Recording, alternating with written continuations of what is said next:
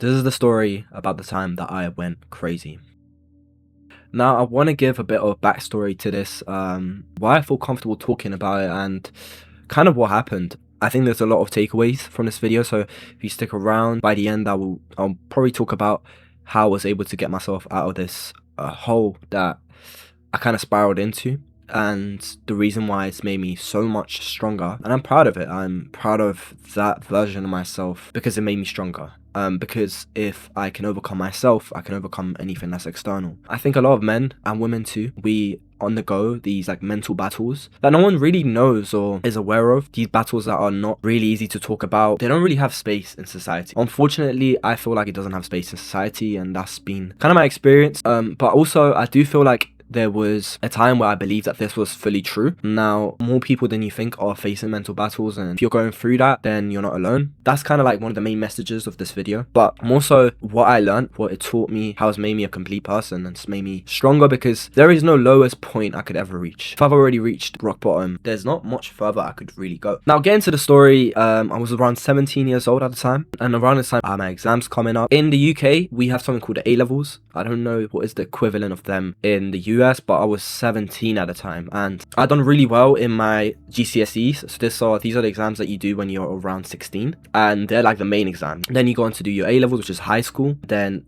after that, it's university or college or whatever your country calls it. But at the time, I was studying for my A-levels, and it was my first year, and it was such a big jump for me. Like, I remember this challenge felt like I was climbing Mount Everest, because I had this expectation for myself to kind of be the highest achiever. I think with that came so much pressure. I don't think my family was toxic in the way where they had like, oh, you need to get straight A stars, or they never said that to me directly, but it was kind of expected of me to do the best and be the best. Not in a pressurized way or anything like that. I think more so I felt pressure because there was this version of myself that had absorbed this whole notion that I need to be the best achiever, or if I'm not the best achiever, then I'm not good enough. And that, I think, really led to many toxic habits of mine. They say that hard work is the core of any goal, but too much of hard work can make you sick. I think we are more aware of this in this culture of work-life balance and so on. But as a 17-year-old, I didn't think about work-life balance. I didn't have that vocab or that knowledge in mind. So I started saying no to parties. I started saying no to hanging out. And I started saying no to my friends, basically. They say, oh, let's go to this party. I'm like, nah, I've got studying to do. I've got to get these grades. And for me, that was a big change, because I was always like, oh, I want to be both. I want to be this outgoing person. I want to have fun, but I also want to get good grades. But at this time, I was struggling to get those good grades. So I felt like, oh, I need to sacrifice my own social life to get these quote unquote results. And with that came so much pressure, I think. But I was like, I'll take it on. I can do this. I can manage all of this by myself. And what I did was absolutely insane. I locked myself in my room 3 months straight. All I would do is study, go to school, come back home, study, go to school. I did this every single day, like hours and hours. I barely had any fun. Like, I think my fun was knowing, oh, I did the study session. But at some point, I'm not sure when this was, but I think it was 2 months in, I started to really have these negative thoughts. And I had no clue where they were coming from. I was not aware that there was this version of me that could generate these negative thoughts, because there was no version of me previous that had ever thought so negatively. By negative thoughts, I can mention a few, but I think the major one that came about was that this is a lot, but for YouTube, I'm going to censor it. Basically, me wanting to end myself. But the truth was, I didn't want to do that. Now, that was just an intrusive thought that then turned into a massive reaction by my nervous system, by my mind, by my body. If I'm working towards something so amazing, why am I having this negative narrative or negative thoughts?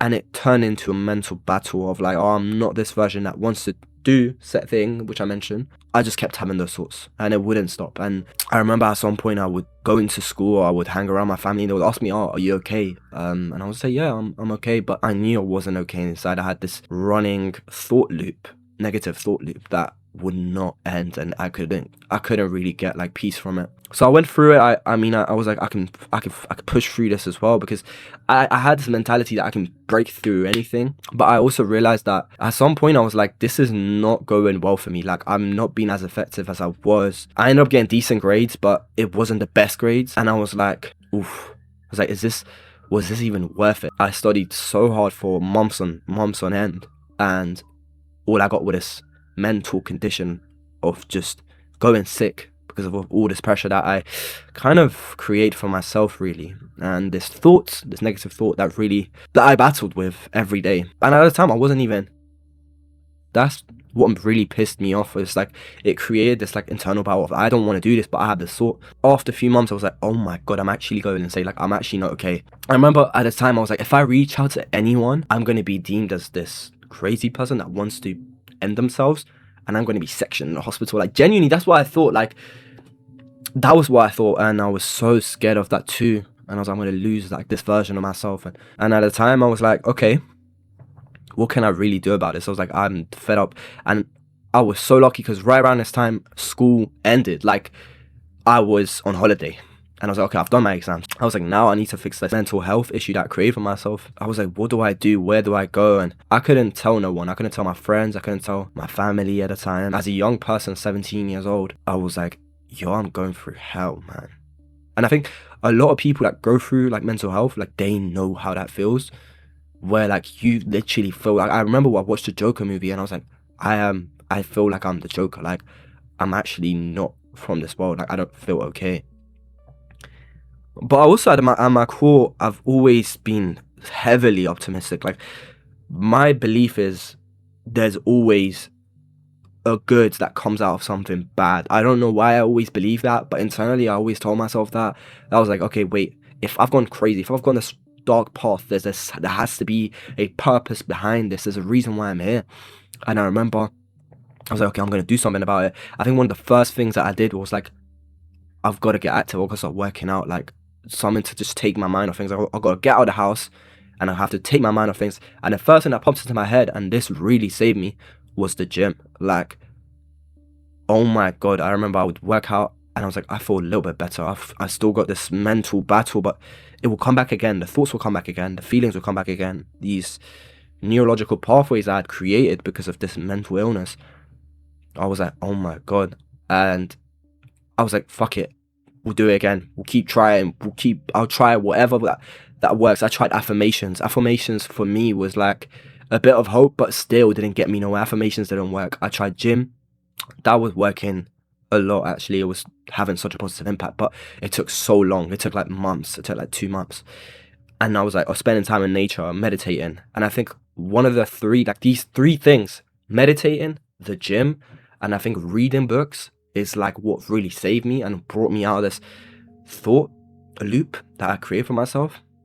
And at some point I stopped reacting to the thought, and it didn't really have power over me anymore. And I started to create new positive thoughts. And oh my god, I can't even express this. I think a lot of young people actually go through this phase, but it's presented differently. It's literally what I personally call death anxiety. Is you realizing, oh, you have to grow up, and also you have to die. And there's that realization is heavy for a young person. And I think that was the core of it. Like, I was scared to die, like, and I didn't want to die. But I had this thought in my head that, oh, I want to do this. Not that I want to, but there's this thought that's telling me to do it. And I was like, huh?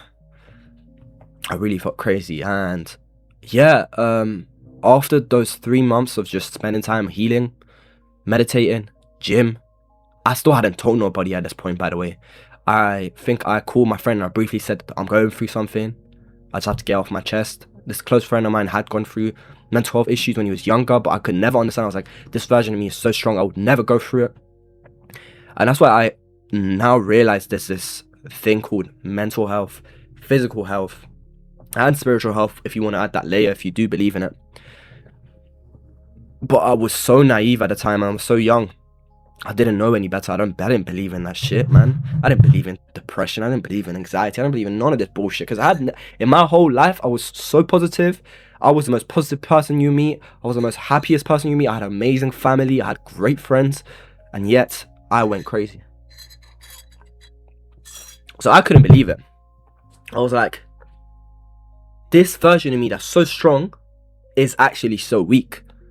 And that's the moment I realized my ego needs to die.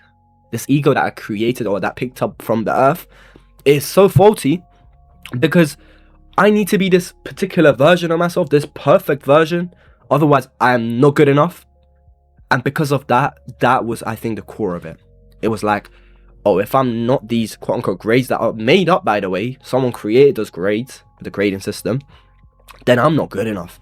And my family wouldn't love me, which wasn't even true, but I'd created all these things in my head. And that's why I feel like a lot of this grind culture is so toxic. This didn't exist in my parents' time. I mean, it did to a degree, but not like this. It's like we compare ourselves to this perfect version of, oh, this YouTuber that's a highest achiever in this, whether it's like in trading or in school, or it's in business or in whatever. We always compare ourselves with this actor, we compare, or this musician. I can keep going and going, but this version that's perfect, and then we're not that, so we're not good enough. And I think that was the core of it that really set everything for me. I was like, yeah. And that's why I worked so hard, but then I neglected my mental health. And mental health is such a simple thing, yet very multifaceted. At the time, I was not aware of this, and I wasn't even educated about it in school. And any sort of like mental health or disease or depression or any sort of ailment or something that was abnormal in school was created in the light, or taught to me in the light, that this is something that's not part of this normal world. And I was like, oh my god, I'm not this normal version. I'm not this good, healthy person anymore. Like, I'm not okay. And that made me feel so much worse. And it really led to so many real truths that I realized about the world.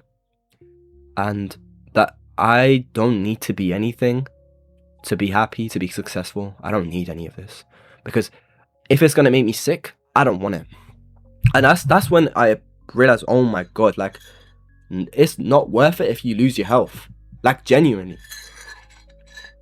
And this whole toxic culture, oh, run a marathon, even if your knee is broken, even if your ankle is broken. That mentality is powerful for an athlete, but for the average person, is gonna kill you, like, mentally.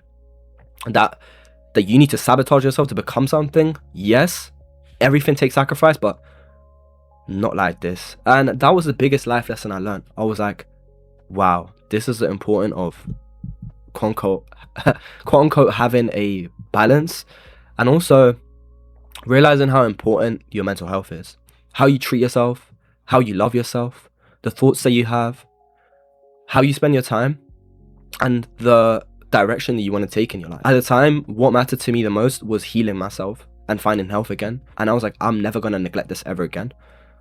But what came after was this powerful transformation I couldn't even predict. This version of myself completely underwent ego death.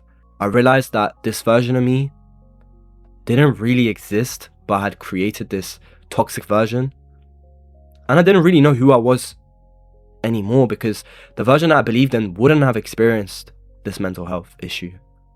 And that was the biggest moment where I was like, oh my god, I don't know who I am. Not knowing that was a perfect moment for a metamorphosis to take place, where I created this version of myself that was impenetrable in every way.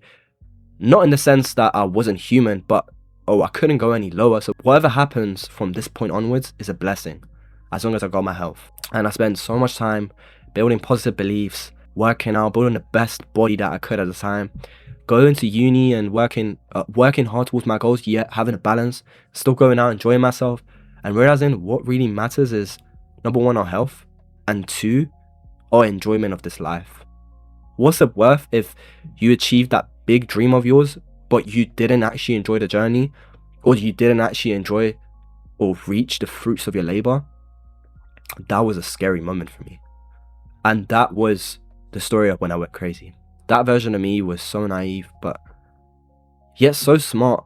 And I think that smartness was the double-edged sword, where like it was gonna eventually destroy me. And I'm so much better because I went through that. But I wouldn't wish that on anyone. I think it was so much to handle. I personally overcame it because I had to. And I believe that I was stronger than whatever I was going through. Because all my life, I've believed that I couldn't be weak, that I always have to fight and I always have to stand up. Even when it felt very hopeless. There was really no message in this video, but there was many gems in terms of why your health is so important, why you need to spend time with family, all the things that matter do matter, and it's your work is like the last thing. This whole toxic grind culture, I'm not a fan of it, and I don't want to live in it anymore. And I know I'm going to be successful one day, but not in that toxic way, man. So this has been Arquez. I hope you guys enjoyed this video, and I'll see you guys in the next one.